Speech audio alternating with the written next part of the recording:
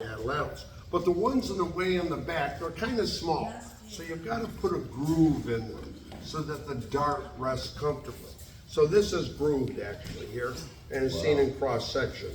Anyways, this is the first time I've ever been able to afford to have these things. This has cost me $1,000 right here to get this drawing. And it's accurate. Mike, what is the overall length of that? What's that? What's the length of that? This is actual size. Now, what I've done with this, Steve Cooper, we're gonna publish an article on Adels of the Clovis Epic in Central States Journal. And we're gonna produce this drawing full size as a fold out in the journal. We call it a die cut in the publishing industry. And it's gonna cost a little money, but Steve Vaughn, who's as Denny says, he's the nicest millionaire he knows.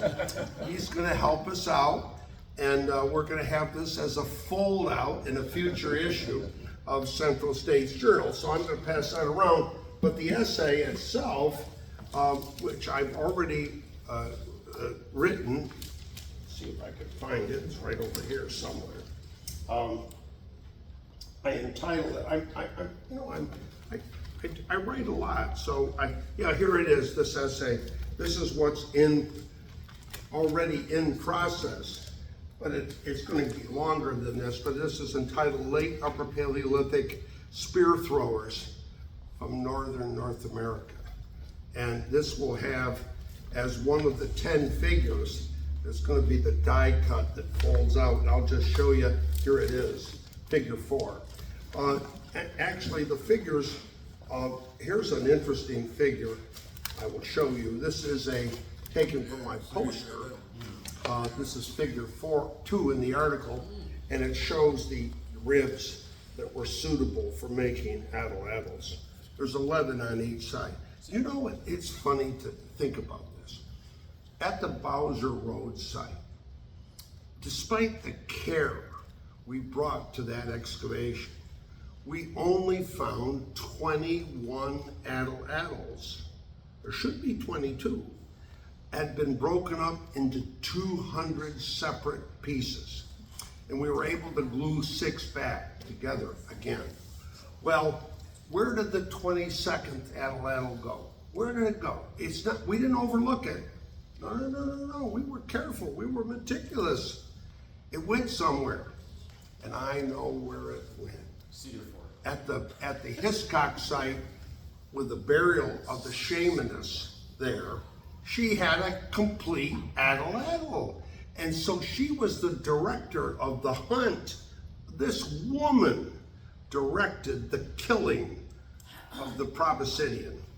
And she had her own adel, but she didn't, of course, use it against the beast itself, but she kept it. And so I'm just saying, a woman engineered the hunt. You know, Ice Age art is womanly art. You must understand this. And most Europeans now, archaeologists believe this to be the case. I used to have an old professor at Harvard. His name was Timothy Leary. He was into LSD. We all popped LSD when I was a junior in college, and later on when I was a first-year graduate student. And honor to our Professor Leary, right? Well, here a man in Europe, Marcel Ott. I think he's just like Timothy Leary. He's on drugs, but he has good ideas, and I love reading his works. And he believes, of course, that women have this association with Ice Age art. And of course, women are most of the shaman who could argue. Barbara Tedlock argues in her book, the Woman in the Shaman. She argues that traditionally it wasn't men. I mean, men were not shamans, or if they were, shall we say, homosexual men. Okay, men of kind of mixed men, so to speak, mixed women men. But the point is, it was women preeminently who were in charge. And this woman participated in the hunt. But she kept her atlatl. She didn't break it up and throw it with all the rest. Hey, Mike, Yes. if you take Bowser Road samples out of the equation, how many examples of Clovis era atlatls do we have? Well, let's just say Bowser Road, we have 21 broken up into 200 fragments. At the Hiscock site, when I went through the collection from the very beginning, in 2016, I devoted 28 days to going through, to think about this, 28 days to going through this collection. I found fragments of 950, I found 950 fragments of atlatls. And, you know, they were killing the animals ritually. It's not me, it's yours. No, it's not mine. I don't know who it is. Mine's never made that noise. It's not on. But in any case, there were endless atlatls at Bowser Road. See, every time they killed a proboscidean, they would take the atlatls from the previously killed proboscidean and break them up and leave them on the corpse of the freshly killed proboscidean, taking away the ribs to make new atlatls to kill the next proboscidean. It's very logical. And these people were eminently logical. Eminently. You've got to understand, these people are really, really cool dudes. They're giving a lot of thought to what they do. And killing the most powerful animal that ever walked on the earth at that time took some care and thinking and ritual and songs and right behavior. Maybe you couldn't even have sex with your wife before you participate in the kill. You had to get ready for this kill.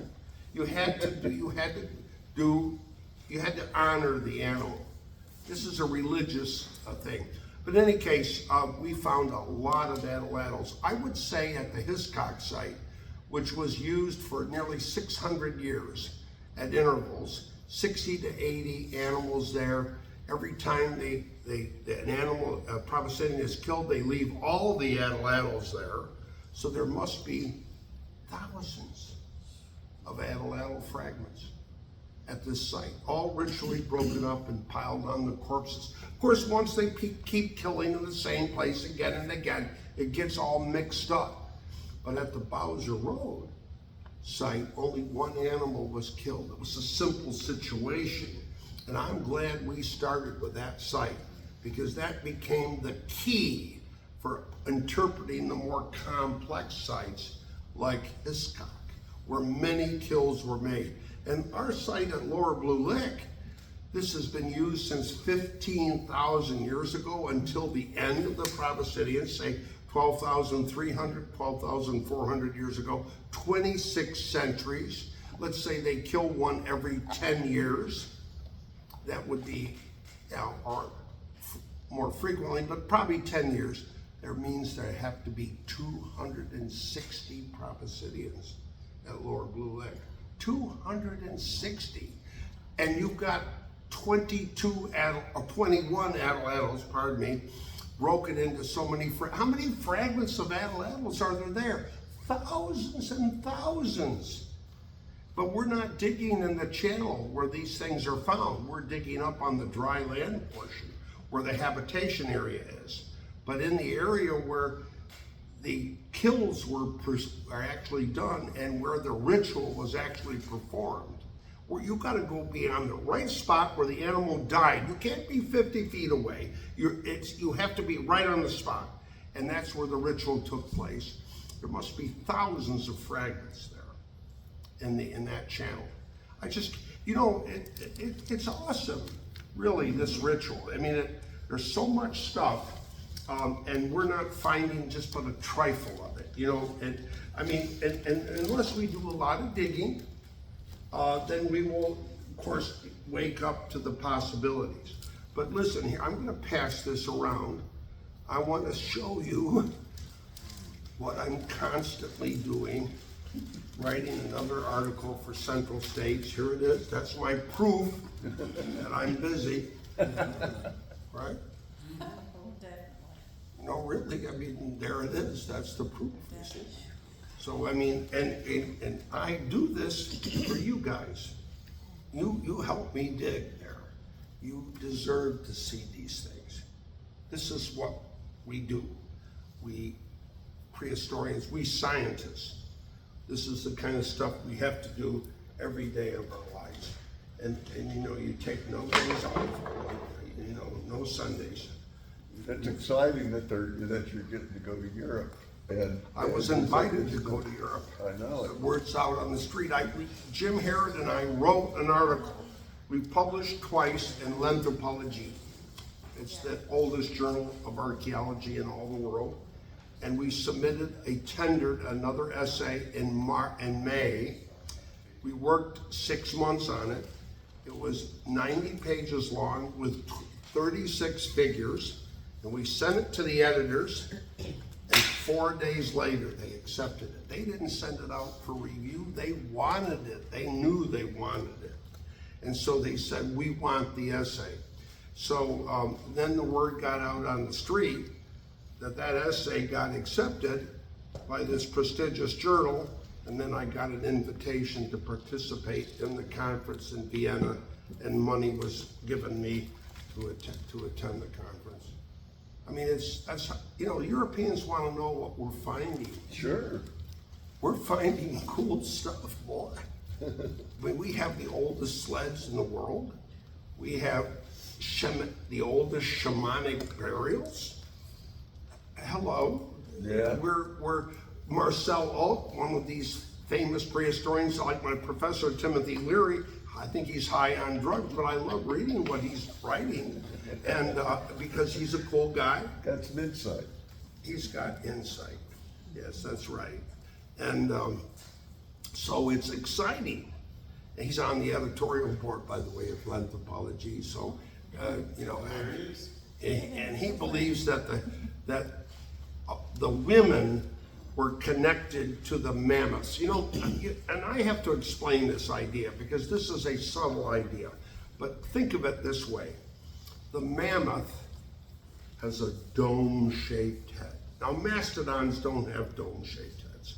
And when you go into caves in France, where there are Ice Age representations in chambers of mammoths, they always take particular care to draw the dome-shaped head of the mammoth. They're like Matisses who are drawing. They put their crayon down and they draw the dome, and then they go down and do the rest of the outline of the animal right down to the tail.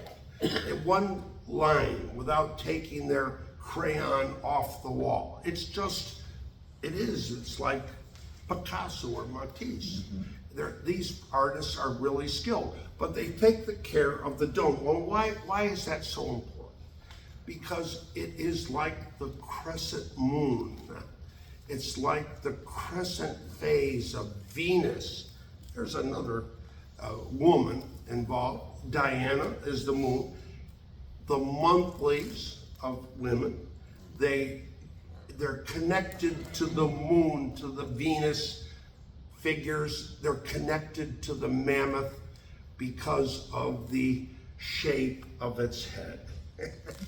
It sounds so odd, but actually we know it's so because at the Hiscox site, we find that they have decapitated a figurine made out of mastodon tooth where the interior cusp is made into dome shape, just like a mammoth. And they're decapitating and taking this dome-shaped, decapitated head, digging out the dentin, and they're left with an arc of enamel, a lunate. And the lunate is worn as a pendant by the women. This is a womanly sign.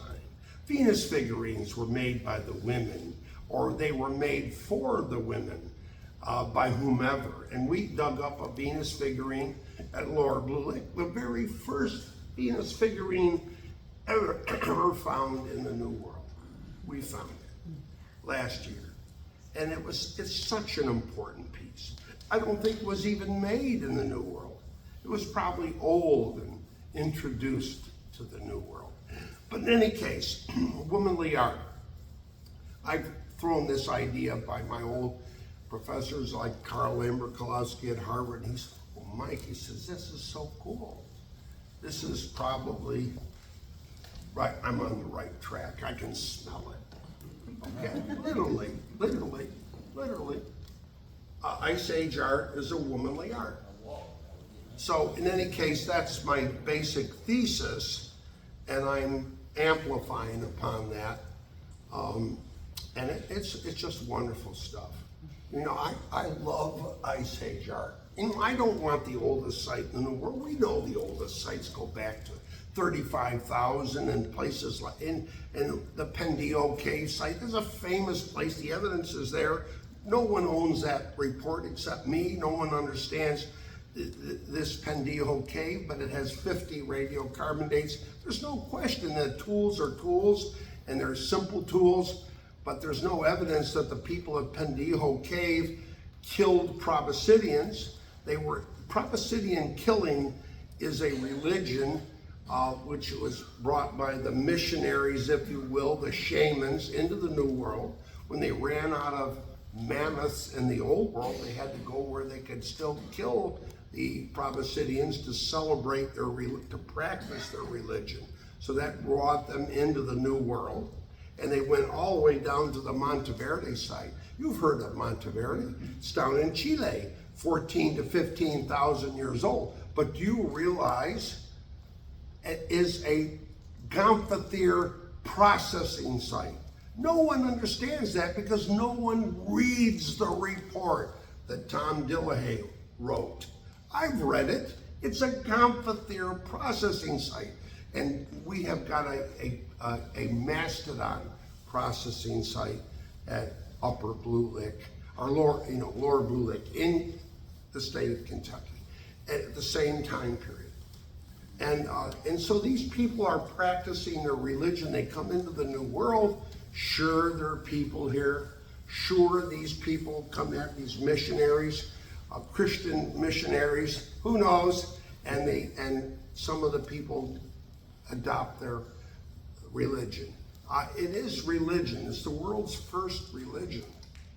Proboscidean involvement began 30,000 years ago in the Altai Mountains in central Eurasia, spread to Western Europe, and then they wiped out the mammoths in celebrating the religion, came into the New World because they're fresh out of mammoths, and they continue their Proboscidean killing ways. And we're digging up the results of their behaviors. Mike, on this issue of driving extinction as a function of this ritual killing, I read a piece that was fascinating recently about Asian Yes. elephant, their group behavior. If you kill an alpha male, the young testosterone-driven young males are unconstrained, and they will kill calves. And they will Really? brutalize females. Is that so? And so it can really drive a population decline. And so if the ritual is to go after a bull, And that's exactly what they're doing at Lower Blue Lick. They're killing the animals with these huge third molars. They're erupted but not worn.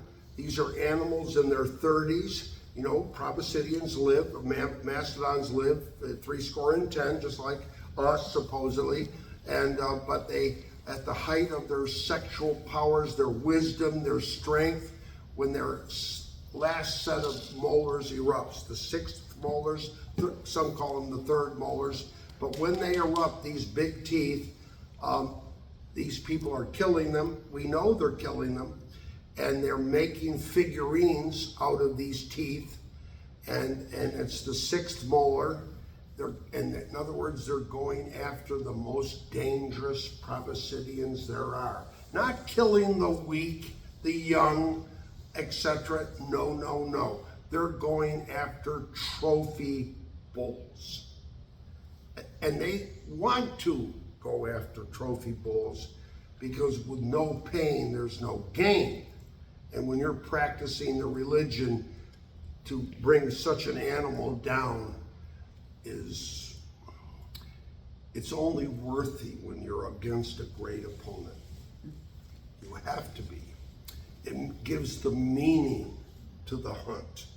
So we see this at Lower Blue Lick because we're finding these figurines made preeminently of the 6th molar, freshly erupted, not very worn. I can't get over the fact that it goes counter to anything you read. Oh, they're killing the weak, they're killing this, they're doing this and that. No. They're killing the most formidable quarry that they can go up against. And these people know how to do the job. Did the mastodons come to the Blue Lick and that was a good ambush spot to kill the one they wanted? The Blue Lick is a medicine spring. The Hiscock site is a medicine spring. These are special places where the saline water comes up from below. Minerals. And if you go to Hiscock, you won't believe this place. The water is oily on the surface, and it's got special vegetation there. We were there with Sam Briggs, who was some of you may know Sam, and he came to our site at Lower Blue Lick. Listen, this guy is a faith keeper of the Seneca. In other words, a traditionalist man. And so he visited the Hiscock site. He said, my people have known about this place since time immemorial. This is a special medicine spring. Well, Lower Blue Lick was a medicine spring. So these Proboscideans are drawn to these places. The people are waiting for them. Now, these are valuable. How to claim them? They get claimed by burying one of their important dead people at the beginning of the occupation. At Hiscock, they buried a shamaness right there at the head of the spring at the time they began to exploit that site. And I would say the same thing took place at Lower Blue Lick 2,000 years before. They claimed that ground, this valuable resource, by burying one of their esteemed dead. And who's going to argue about that? Does some group come in and are they willing to undergo the ritual dangers of fawning and not obeying or not paying attention to the buried shaman? No one wants to do that. These people are ritually dangerous people. They really are. They have to have their own sleds made to haul their ritual paraphernalia. You can't share someone else's sled. They have special sleds with runners of ivory.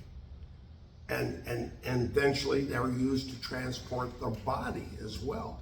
But the point at the burial spot, but they're used normally to transport this sacred paraphernalia. And these people have a lot of paraphernalia. The shamaness buried at Hiscock, she had no fewer than 50 objects buried with her.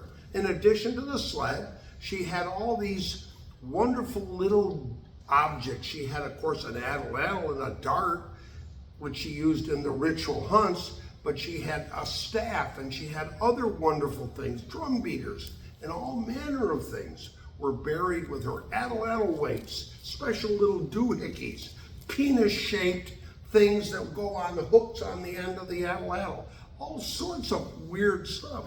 And frankly, a stool for sitting on, we found one there. It's a vertebra of a mastodon, the Atlas, and we found one at Lower Blue Lick just like it. These are ritual seats, I think, for sitting on. Why are they being used? Because what is it the shaman does? It takes disease down into the underworld, or it guides people who must go to the underworld after death. And the entrances to the underworld are guarded, in the old world anyways, by mammoths. So you've got to get by the mammoth who's guarding it. And so so here are the entrances to the underworld. We have one from the, believe it or not, for years people have gone into the museum at Lower Blue Lick and never realized that this mandible of a mastodon with the ascending rami removed and ground in round and finished off and ground away and the teeth ground flat. No one realized this U-shaped piece was a representation of the entrance to the underworld. And so when that was my idea, that was our hypothesis, Jim Herod and myself. Jim says this is the coolest artifact that he's ever seen from the late Upper Paleolithic. So guess what? We looked at the Hiscox site. I can't even go into that museum anymore. I'm forbidden. But the point is I have friends who do it for me, and I set them to look for it. And here in this pile of shamanic paraphernalia, what did they find? But another mandible that had been altered, similar to the one at Lower Blue Lick. In other words, another representation of the portal to the underworld. This is shamanistic stuff. It's heavy. You can't think like a shaman. How could you? But the point is, their paraphernalia, despite the 2,000 years separating the sites, are still killing Proboscideans. They still need shamans to guide the hunt. They're behaving similarly as they always did in the old world for 15,000 years before they had to come to the new world to continue killing Proboscideans. But this is all rich culture. And we're beginning to understand it. We're not just talking about stone tools anymore, folks, or spear points. Hell, they're not even using spear points to kill these Proboscideans. They're using points made of bone, made of rib from the very animal, or ivory. And these are rituals kill sites. In this camp of the Proboscidean hunters that we're going to investigate next year, it's just the culmination of all my love for this material to be able to excavate such a site. You've got to understand it's important. And what we find there to be published anon, and I have the money, this will be one of the most famous sites in all of early New World archaeology. That's the way it's going to be, because we've got it. We've got the real McCoy. Isn't that funny that we should find such an important thing? After all your days of roaming this country looking, I think it only suitable that you're the one that stumbles across them. Well, you know, but the point is, Denny Vesper, to him goes the credit, because he was quite well aware of what we had found or recognized, if you will, at Hiscox. And then he spotted another sled runner at Lower Blue Lick in the museum. I mean, it's really amazing for the paleontologists at the time. I think we've discussed this. You see what you're looking for, because those specimens in that display case, that tusk was clearly not just a tusk tip, and there was a femur with butcher marks right below the femoral head. Yeah, I don't know how you could miss that. But it was mixed. Yeah. for years. For years. It's true that if you're not looking for these things, you can't see them. Now, this summer, we found a piece of, and I'm going to pass it around to you, and you're going to see it. We found a section of Cervalces scotti, the proverbial stag moose elk antler, 16 inches long, has a cut mark right across one end, because these antlers are huge. They're like 4 feet long on either side of the head. And they were using the pieces of antler to make cool artifacts. And they severed that section off and then made things from it. But we have the cut mark on it. And we have an adze fragment made of one of these lineated antlers of Sorval C. Scotty. Do you realize this is the first time in all the New World that incontrovertible proof of man-Sorval C. Scotty interaction has been found? And we have submitted a sample for radiocarbon dating. It's pending. I reckon it'll come out 15,000, 14,000, who knows? But it's a shed antler. Now, what animal is this? Is this like the Irish elk? What's that? Yeah, it's not unlike the Irish elk. That's correct. Massive. Massive. horns. A huge There's animal. one dug in northern Illinois not too many, like 15, 20 years ago. They had a picture in the paper. They were doing some construction somewhere. And the thing was, yeah, 8 foot, something like that, spread. Huge. Well, Mike Oglesby in Unit 5 of the 5 by meter test trench this year found, and I will show you in due course, his photograph. He found this piece. I knew it was Sorval C. Scotty.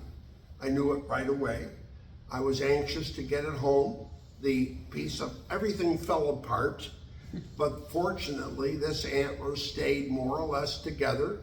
One of the strips that on the side of it warped. I had to re-warp it back into shape and glue it, and I imbued it with preservative. But I kept some other pieces which I didn't touch with preservative. So we'll get a date on this, a date.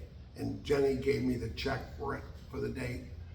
Soon we'll get the date. It'll be at the 22nd radiocarbon date from Lower Blue Lake. When we get finished with that site, we'll probably have 50 dates. And you know what? You can do a lot with 50 dates. Right up. You can learn a lot. You got to be careful with the dating. You have what it proves, what it doesn't, whether it's contaminated by humic acids, yes or no. But if you exercise particular caution, and I'm working with this Russian guy, Anatoly Cherkinsky, a genius. He perfected the method of bioapatite dating. You know, there's a lot of been advances in radiocarbon dating over the years. We don't just date charcoal anymore. We can date collagen and bone. If we don't have collagen, we can use bioapatite. And if we don't have any of that, we can date cremated bone. And that's the blue chip standard. And you need smaller samples than you realize. So there's been a lot of advancement in radiocarbon dating, believe me. And we're right on the cusp of getting these dates almost on a monthly basis from Dr. Cherkinsky and other labs. You know, you can't go just to one lab. That's not smart scientifically. You gotta have checks and balances.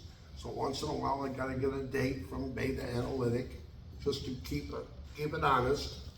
But still in all, it's exciting. And our site at Lower Blue Lick is 15,000 calendar years old. That's when the occupation begins, not 13,000. This is pre-Clovis, if you will. I don't even care to use those words. I call it a late Upper Paleolithic Gravettian site.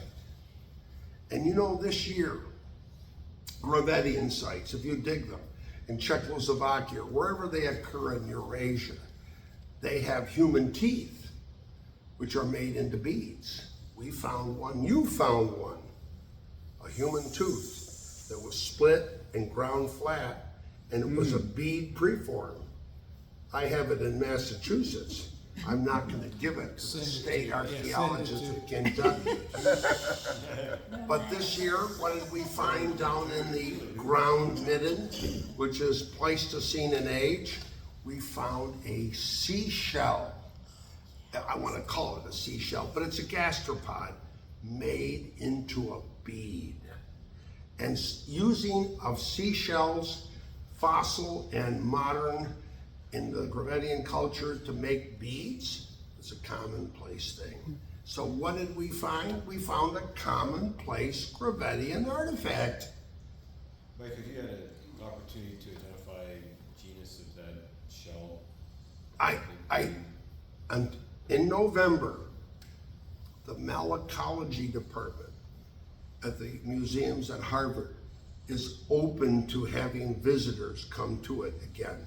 And I'm gonna make an appointment, I'll come with my little piece of shell to get it speciated.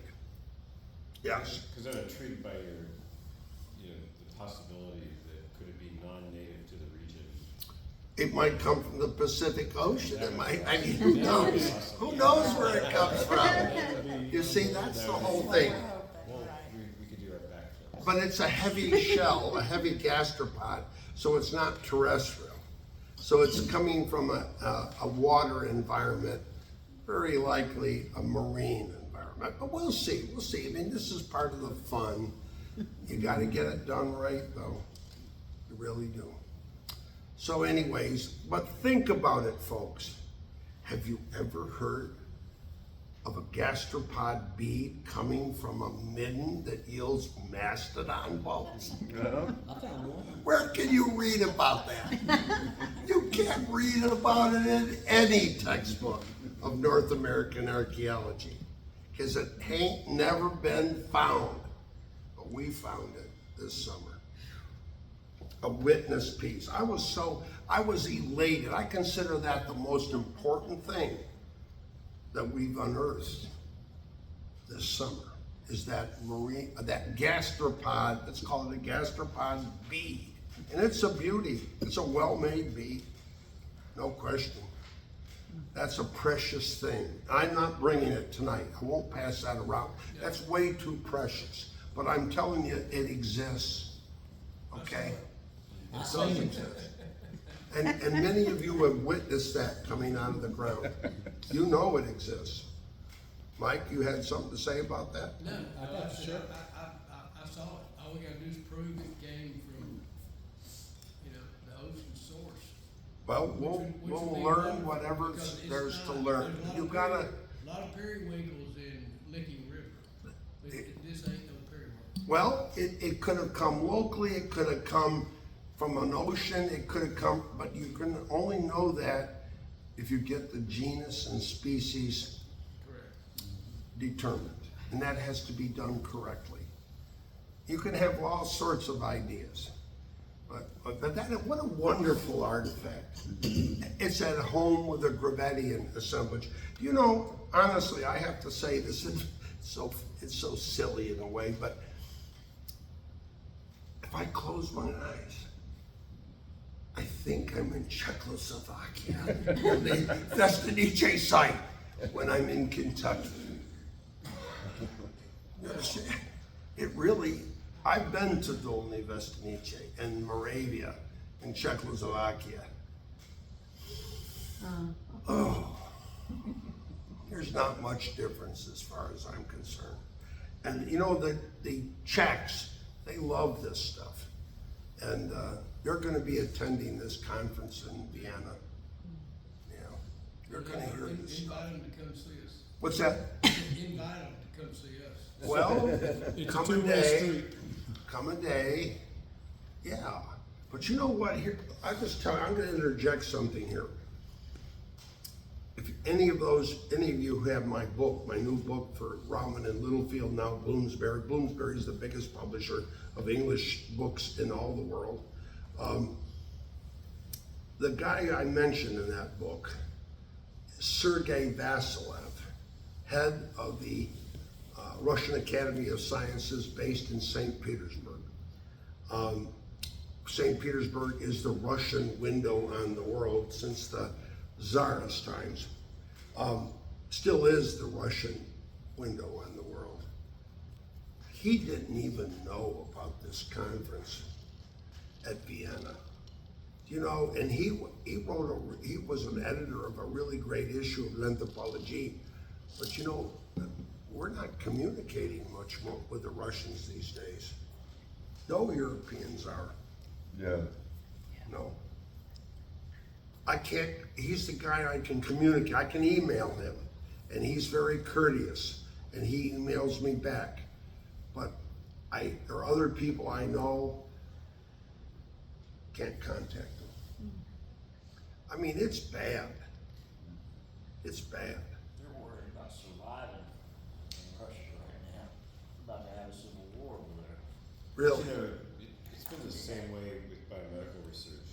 I mean, they have been somewhat insular in their publication strategy and not fully embracing international journals. And so this has been a long-term trend, which I find really confusing. I tried to get a plane ticket over there, and I couldn't get a price on one. You couldn't. Of course, I got limited skills when it comes to being tech stuff, and I tried, I got a couple other people to try to get a price. They had a capercaillie hunt at SCI that everybody else was afraid to bid on. I thought, it'd go cheap enough, maybe I'll roll the dice and just see, if I could get over there, but I could not fly into the country anywhere out of the US. So you have to go first and then Go over there. fly to China. You know, the sad thing is, the book I wrote, I mentioned Sergei Vasilev because he communicated with me. He wrote me a wonderful letter years ago on how our typologies vary a little bit from Cold World to New World, and I tried to bring it together, and I acknowledged his letter. It's a wonderful letter to me. And so I know this guy, Sergei, and he knows me. But I'm really saddened by this loss of detente with the Russians. It's terrible. They're such good archaeologists and scientists. They really are.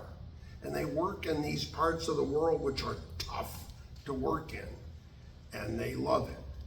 And what the hell's happening anymore with them? I don't know. I just don't know. But I'll tell you what, I try to share this information with them that we gain. I'll send Sergei emails of the articles in Central States. I'll do anything to get him aware of, we're taking cues from him. He's a man of great, I respect very highly. I really do, and I can't even send him a book anymore. He doesn't want to receive it. He won't. He says, don't send me anything through the mail, Mike, please. Mike, wasn't he at the paleo conference in Santa Fe, the last one? Texas A&M? No, it was other Russians who were there, and he was at an earlier one 10 years ago. He had visited Pete Bostrom, and you know what he thought? He bought my guide to the Paleo-American artifacts of North America, and he told Pete, it's the only book worth having on typology. That conference was about 10 years ago, wasn't it? Well, it might have been, maybe I don't know. Anyways, yes, there have been other archaeologists here, and yet I can't communicate with them either. I don't know, it's just It's a distresses rough me. time for science. Makes me sad. It's a real rough time for science. Oh, it's a bad time for science, yes. In our country and Yeah. abroad. I don't know, the Russians do such great work. And we can't even learn about it anymore. It's terrible. Well, I'd like to say you're doing great work. Well, You know, I really would. I appreciate all you do. We're proud to work under you. Happy Amen. work. Yeah. well, in any case, that particular paper on is making the rounds, right? On the Right. Atlanta, okay, you've got it there. What, if you'll hand that back to me, and I'll put it right here. Okay. Mike, did we ever uncover anything from Cedar Fork that would suggest Adelanto from Rib? No, we did not. And we did not find the actual kill of the animal. It had washed all away, only a few teeth were left. You have to have, these things are deposited right on the animal's corpse. That's where the celebration takes place. It's got to be on the corpse itself. Now, at sites like Hiscock, maybe they killed the animal on the ice, and when it melted, it sank into the cattail swamp or the swamp, whatever it was. You gotta also imagine that. Think about the Bowser Road site. I'm sure the animal was killed on the ice of a shallow lake. And when the ice melted, it fell 2 feet down into the lake bottom. You got to think about ice. You know, I used to teach years ago, introduction to prehistory at the State University of New York at Stony Brook. And I had a trick question on my exam. I said, well, what's remaining of the site, the Netsilik, that we saw the film on, you know, and here their camp was on the ice. And of course, nothing would remain of the camp. It would go into the ocean, right? And a couple of my students understood that these people were living on the ice. It's a crazy thing. But I want to review and show you some specimens that we garnered this summer. Well, before you do that, I do want to say that we did find some cut blanks that were gonna be made into points or tools at Cedar Fork Creek. Listen, we found wonderful things at Cedar Fork Creek, on the camp where the proboscidean was processed. And that's exactly what we're digging, the camp of the proboscidean hunters at Lower Blue Lick. We are not digging where the animals were killed. That was down in the Spring Run Channel. You have to understand that. We are up on the camp spot. It's a safe place to be, I think. We're not finding human burials, okay? What we're finding, or any burials of anything, we're up on the camp spot. But you know what? I'm telling you this. We might be in for some surprises up there. There could be features. There could even be the bases of structures up on the camp of the proboscidean hunters, which is 1 meter higher than the Spring Run Channel. Who knows what the hell there is up there? But if you find, let's say, human remains, it doesn't mean they're burials. They may have been killed by the proboscidean. Well, That might have been what. all I can say is I will protect that tooth that Julie found with my life's blood. And I'm not going to allow any state archaeologist of any state, like even Have Pete make you Kentucky, one. tell me that I'm not gonna give it to him. And I told Dr. Mink right to his face, over my dead body, you shall get that tooth. It's not a tooth, it's a. It's the only way you're gonna get it. You know, Mike, one of the things, I think much of the populace still thinks proboscidean kills as a food source. And I think we have to continue to message the fact that if you're gonna do food, do caribou, do bison, herd animals that are easy Right. to kill, low risk. This was a totally different, and I think we need to really play up. Emphasize that, re-emphasize that, say it Caribou. again and again and again. Camp of the proboscidean hunters. Will never find a flint point there, a flute point. All we're gonna find are points made of proboscidean rib and ivory. And it helps people to understand the why, right? So if you want to go to a caribou processing site, totally different ballgame. And that's the source of sustenance. It's a site like I've never, well, at Cedar Fork Creek in Ohio, at Bowser Road, we never, of course, found at Bowser Road any bone on the beach, but we found where the people were living, of course, but all there was left behind were stone tools. But the point is, and I'm not just interested in stone tools. I mean, shit, man, you can't learn that much from stone tools. Or you've done it, been there, done that. I mean, you can learn something, but you can't learn as much as if you have bone, antler, and ivory. So I wasn't interested in that. But here we've got bone, antler, and ivory. Do you realize how rare this site is that we're finding? How really rare it is? How many other sites out there are there like this? Well, there are many. They haven't been found yet. But most of the sites that have been found are lithic sites. And I've dug my share of them. And they only tell you so much. But I think some archaeologists believe, making a virtue of necessity, that they can learn everything about human behavior and culture from lithics. No, you can't. You cannot. When you see a site with bone, antler, and ivory and antler, I mean, it's just unbelievable the things you can learn. And it's easier, and you can date the objects directly. Yeah. Can you imagine? You don't have to rely on charcoal that's in association. And Laura Blue, at the Phil Stratton site, the Cumberland site we dug in Kentucky, and some of you were at that site, we never found a hearth with charcoal. The dates we got for the antiquity of that site were got by completely different methods. I mean, so in any case, We'll use that. now, what I would suggest is get a new fresh drink. And I will tell you about what we found. Oh my goodness. Mike, it makes me wonder how many I need to feel